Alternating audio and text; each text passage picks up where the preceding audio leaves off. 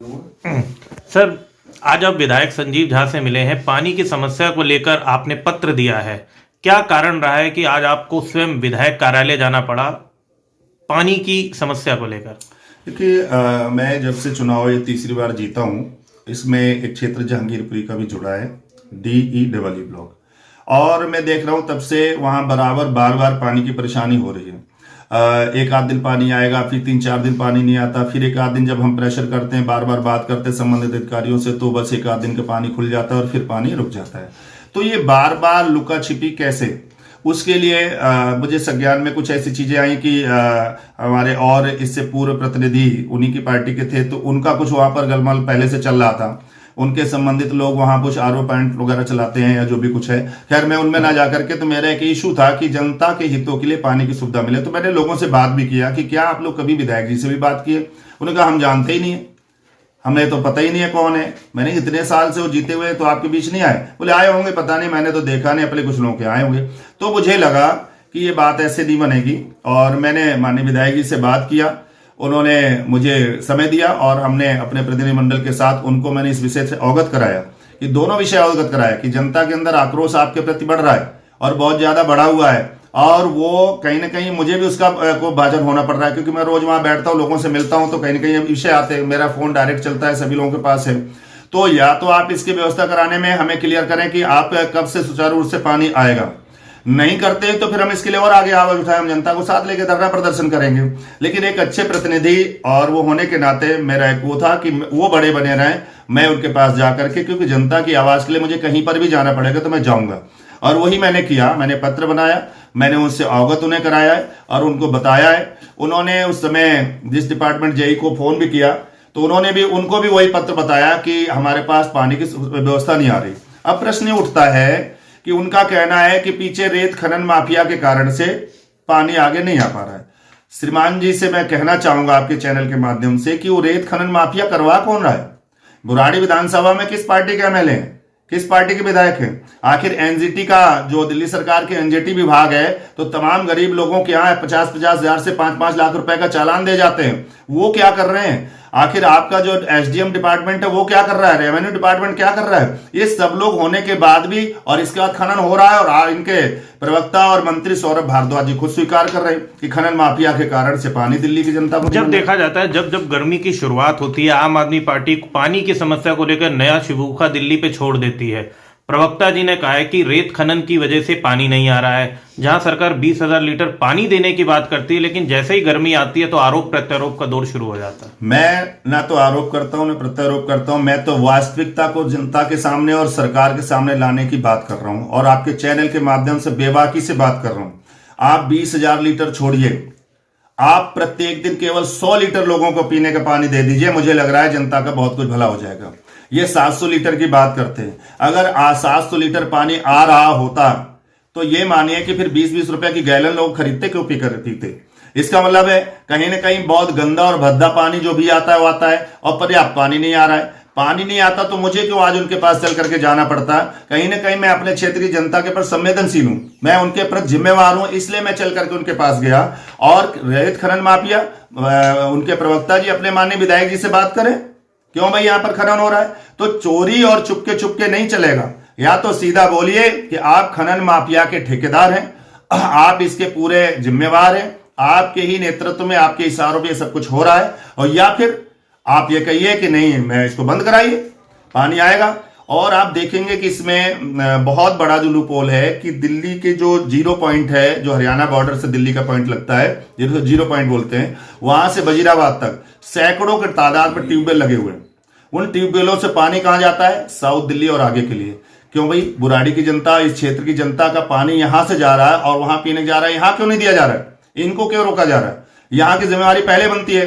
तो मेरा आपके चैनल के माध्यम से आग्रह है उनसे कि लुका छुपी ना करें, सामने फ्रंट पे बात करें आकर के। चैनल में केवल करने से नहीं होगा, वो विजिट करें आकर के, और सौरभ भारद्वाज जी आकर जमुना किनारे देखें हो क्या रहा है। उनकी पार्टी के पार्षद है, उनकी पार्टी के विधायक है, फिर भी खनन हो रहा है, तो कहीं ना कहीं वो खुद जिम्मेवार है। अगर मैं बात करूं बुराड़ी विधानसभा के अंदर, जहां अवैध जल दोहन के जरिए पानी के अवैध प्लांट बड़ी तादाद में लगे हैं, जिसको लेकर सरकार की तरफ से वादे तो बहुत किए गए एनजीटी की तरफ से, लेकिन सरकार की तरफ से कोई कार्रवाई इन पर नहीं की जा रही। मैं कह रहा हूँ सरकार अगर रिस्पॉन्सिबल है और वो जानती है इस चीज को कि मेरी जिम्मेवारी बनती है और ये है भी, तो क्या वो जवाब देंगे आकर के? बताएं उन्होंने अभी तक एनजीटी के माध्यम से हो या हेल्थ विभाग के माध्यम से हो या अन्य डिपार्टमेंट से उन्होंने ऐसे पॉइंटों पर कितनी कार्रवाई की है? इसका मतलब है कि इन तमाम पॉइंट्स जो है, और वो लगभग जो इस तरह के पॉइंट चला रहे हैं, जो पानी सप्लाई दे रहे हैं, पैसे ले लेके दे रहे हैं, वो लगभग आम आदमी पार्टी के कार्यकर्ता हैं या पदाधिकारी हैं और वो मिल करके कर रहे हैं। तो इसमें माननीय विधायक जी को तो कुछ संज्ञान लेना चाहिए, वो जिम्मेवार आदमी है।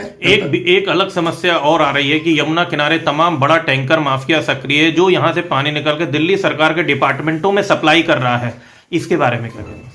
देखिए, टैंकर माफिया का जहां तक सवाल है, स्वाभाविक है, जल बोर्ड उनका डिपार्टमेंट है और वहां पर जो भी टैंकर लगाए जाते हैं बिना उनके मंत्री, बिना उनके विधायक की अनुमति के, एनओसी के कोई भी टैंकर नहीं कॉन्ट्रैक्ट दिया जाता है। और जब वो कॉन्ट्रैक्ट दिया जा रहा है तो स्वाभाविक उनके अनुसार ही चलेंगे। जनता परेशान है पीने के पानी के लिए। आप बेस्ट कमल विहार चले जाइए, 5 साल हो गया और अधिक हुआ जा रहा है, पाइपलाइन पड़ी हुई, पीने के पानी आज तक छोड़ा नहीं गया। आप हरित विहार डी ब्लॉक चले जाइए, पानी की लाइन डाली गई, पीने का पानी आज तक छोड़ा नहीं गया है। ऐसे तमाम कॉलोनियों में पाइपलाइन डाली गई लेकिन वहां पीने का पानी अभी तक छोड़ा नहीं गया, कनेक्शन दिया नहीं गया। तो ये क्या हो रहा है? ये पाइप नीचे पड़े पड़े सड़ रहे हैं और ये सड़ रहे हैं तो जनता के पैसे का नुकसान हो रहा है। माननीय दिल्ली के मुख्यमंत्री जी स्पष्ट करें इस विषय के लिए करके, ये पैसा किसका है?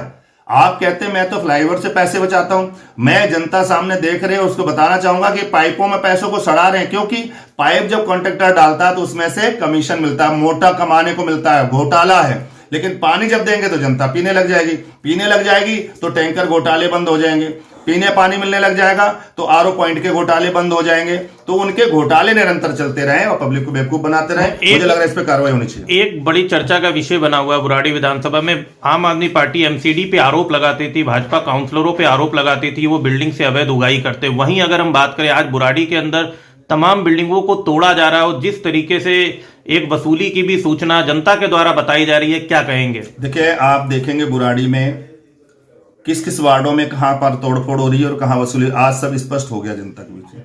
आज लोग अपने आप पे किए हुए पे पछतावा कर रहे हैं। मैं दावे से कह रहा हूं, मुकुंदपुर वार्ड में 3 महीना हो गया, 7 तारीख को रिजल्ट आया था दिसंबर में, और अब 3 महीने से ऊपर 2 दिन हो गए। एक जगह कहीं पर डेमोलिशन किसी के गरीब के यहां हुआ हो, किसी का नुकसान हुआ हो, किसी के साथ कोई अवैध वसूली, कहीं पर कोई चीज नहीं हो रही। आम जनता के लिए खुले दरबार और खुली तरीके से जो जने, आप लोग कहते हैं अनऑथराइज, क्या है अनऑथराइज?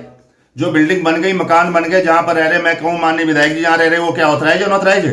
आपका मकान बन गया, आप रह रहे तो ऑथराइज हो गया, और वहीं पर बगल में कोई दूसरा बना तो अनऑथराइज हो गया। तो ये धंधा बंद होना चाहिए। एक गाइडलाइन क्लियर होनी चाहिए कि जो कॉलोनी डेवलप है वहां पर खेतों में तो नई सड़कें बन रही हैं, जो नए खेत कट रहे हैं, नए होगा पूरा उसको सारी मिली भगत करके वहां पर बाउंड्रियां भी हो जाती, पक्की सड़कें भी बन जाती, बिल्डर डीलर वहां पर अच्छे से अपना काम भी कर रहे हैं, वहां तो इनका कहीं मुंह नहीं खुलता।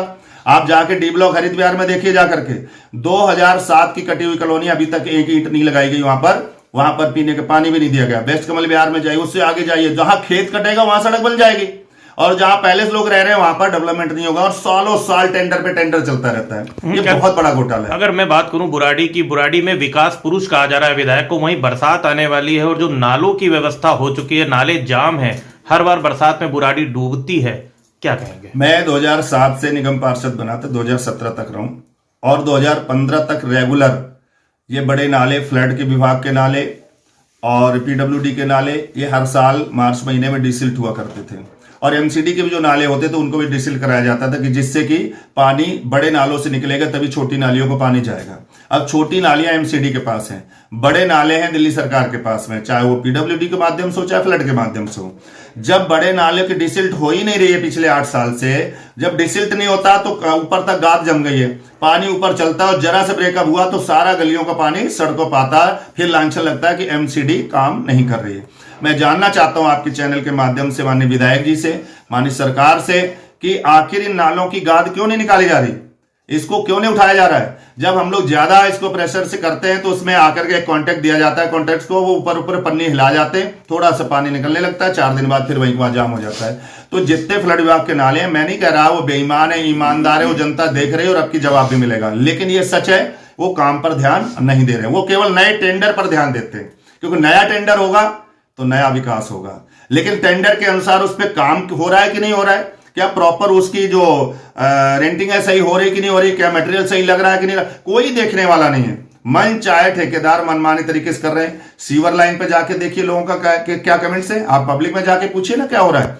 लेकिन है क्या, एक शोषा चला रखा है कि हमने पानी फ्री दे रखा है, हमने बिजली फ्री दे रखा है। मुझे तो नहीं लग रहा है कि आज कोई ये कहने को तैयार हो कि बिना पैसे के पानी कोई पी रहा है। सर एक लास्ट क्वेश्चन कहूंगा, सरकार केजरीवाल सरकार कह रही है हम कट्टर ईमानदार हैं, और कट्टर ईमानदार का उदाहरण 2 मंत्री जेल में है, क्या कहेंगे? मैं यही कहने वाला था, आपने पहले कह दिया है कि प्रत्यक्ष को प्रमाण की आवश्यकता नहीं होती है। उनके प्रत्यक्ष है कि जो सबसे यानी क्लास 2 जो उनके अरविंद केजरीवाल के बाद अगर सेकंड पर्सन पार्टी के अंदर कोई है तो मनीष सिसोदिया, जिनके नाम को पैसे लगाकर खर्च करके ब्रांडिंग करने के लिए देश और विदेशों में भी उनके फोटो और पोस्टर छपवा करके लोगों ने इसको नाम कमाने की कोशिश की।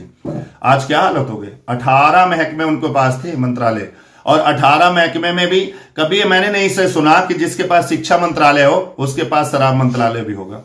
इस तरह एक जहां पर स्वास्थ्य मंत्रालय उसके पास जेल मंत्रालय, और जेल मंत्री जेल के अंदर स्वास्थ्य लाभ ले रहा है। देखिए क्या इनकी ईमानदारी का सबसे बड़ा प्रमाण है।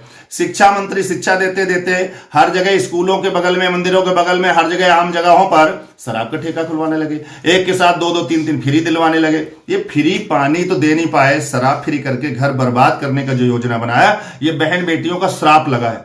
उन बेटियों को श्राप लगा जिनके बाप को बर्बाद करने का प्रयास किया जा रहा है, वो बहनों का श्राप लगा जिनके भाई और उनके पिता को बर्बाद करने का प्रयास किया है। तो ये जो श्राप है, इसलिए मनीष सिसोदिया जी जेल के अंदर, और जल्दी ही दिल्ली के मुख्यमंत्री अरविंद केजरीवाल जेल